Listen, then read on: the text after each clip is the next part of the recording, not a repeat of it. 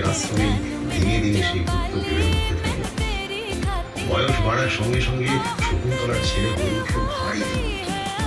বাঘ, সিংহ, বাংলা হাতি, হরিণ ইত্যাদি নানা বন্য জন্তু ধরে এনে এনে আশ্রমের গাছের সঙ্গে বেঁধে রাখা হয়ে ওঠে তার প্রিয় খেলা।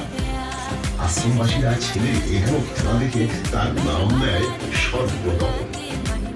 যখন সে ছেলে কিছুটা বড় হল, অন্য সিদ্ধান্ত নিলেন শকুন্তলার এবার স্বামী স্ত্রী। তিনি কয়েকজন আশ্রমিকের সঙ্গে সর্বদম ও শকুন্তলাকে রাজা দুষ্যন্তের কাছে পাঠানোর ব্যবস্থা করলেন। আজন্ম চেনা শান্তির আশ্রম, তার বাসিন্দা সকল মানুষ, পশু পাখিকে পিছনে ফেলে আশ্রম কন্যা শকুন্তলা চললেন এই প্রথম স্বামীর কর্মকে। চোখে তার অনেক স্বপ্ন। মহারাজ যে তাকে কথা দিয়েছিলেন, তার এই ছেলেই একদিন হবে যুবরাজ।